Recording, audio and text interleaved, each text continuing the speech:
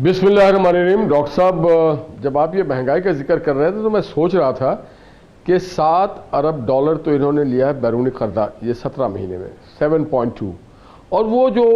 12 ارب روزانہ کا کرپشن تھا وہ انہوں نے بچائی ہوگی یقیناً۔ تو وہ اگر روزانہ کا 12 ارب ہے تو سال کا تقریباً کوئی بن جاتا ہے 5000 ارب، اور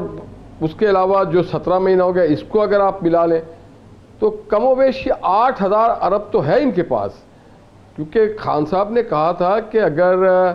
ایماندار ہوں گے لوگ اور میں آ کے روک دوں گا وہ 12 ارب کی کرپشن کو، تو وہ 12 ارب کی کرپشن کی جو ہر روز رک رہی ہے پیسے، جو ہر روز 12 ارب کی سیونگ ہو رہی ہے، وہ کہاں گیا یہ میں یہ پوچھنا چاہ رہا ہوں، نمبر 1۔ نمبر 2، پھر وہ اگر 12 ارب کی روزانہ سیونگ تھی ہماری تو پھر ہمیں 7.2 بلین ڈالر ہمیں قرض لینے کی کیا ضرورت تھی؟ تو کچھ یہ سمجھ بھی نہیں آ رہا کہ یہ ہو کیا رہا ہے۔ دوسری طرف جیسا ابھی نفیسہ بی بی نے کہا کہ جناب اس سے مہنگائی تو کم نہیں ہوگی، یہ ایک بہت بڑا گھپلا ہوگا، اسکینڈل ہوگا کہ آپ نے 18 ارب روپے کس مد میں کہاں دیا۔ آپ پاکستان کے 22 کروڑ لوگوں کے لیے کم سے کم 1 لاکھ اگر آپ نے یوٹیلیٹی اسٹور کھولا ہے تو کم و بیش ایک دکان سے 4000 لوگ استفادہ حاصل کر سکتے ہیں، مگر اگر 1500 1700 1800 یوٹیلیٹی اسٹور پہ آپ اگر 18 بلین کا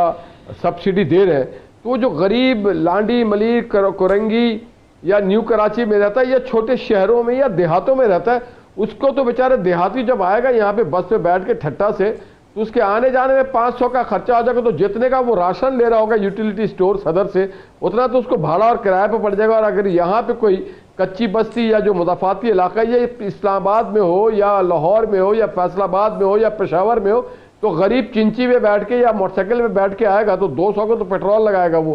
اور اس کو 150 روپے کی بچت ہوگی۔ تو یہ میرے مارکیٹ کو نیچے کرنا ہے، یوٹیلیٹی اسٹور کو نہیں بھرنے سے مہنگائی کا خاتمہ ہوتا ہے۔ جو اوپن مارکیٹ ہے، جو بھی جہاں بھی قصبوں میں شہروں میں دیہاتوں میں ٹاؤنز میں جہاں جہاں دکانیں ہیں، مارکیٹ جسے کہتے ہیں عرف عام میں، اس مارکیٹ میں اگر قیمت کو کم کیا جائے تو پھر مہنگائی کا خاتمہ ہوتا ہے۔ کسی پسندیدہ یوٹیلیٹی اسٹور میں اگر آپ ڈال دیں جو کہ اسلام آباد کے بلو ایریا میں ہو یا ریڈ زون میں ہو، اس سے تو غریب کے مسائل حل نہیں ہوتے ہیں یا مہنگائی کا خاتمہ نہیں ہوتا۔ تو یہ ایک کمپلیٹ فیلیور ہے، اور یہ آپ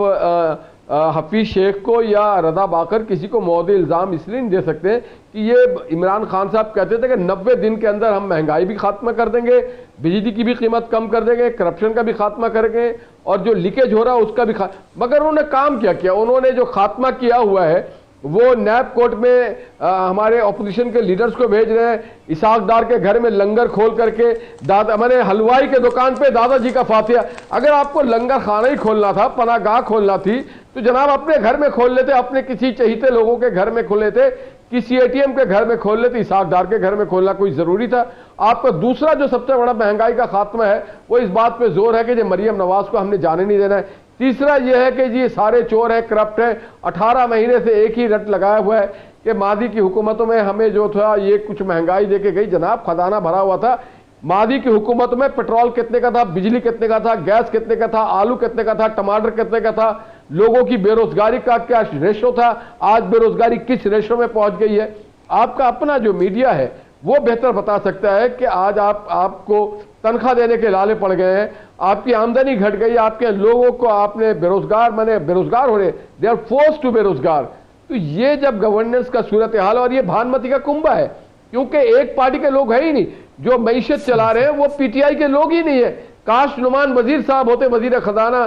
یا کوئی اور ذمہ دار پوسٹ پہ، تو جو لوگ آج ان کے فائنانس کو یا ان کے ٹریڈ اور کامرس کو اور تجارت کو چلا رہے وہ ان کے ہیں ہی نہیں، تو یہ کہہ نہیں سکتے۔ تو بہتر یہ ہے کہ اگر آپ سے ناچنے جانے آنگن ٹیڑھا، اگر آپ سے حکومت نہیں چلتا، استعفیٰ دیں، نئے الیکشن کرائیں، گھر جائیں۔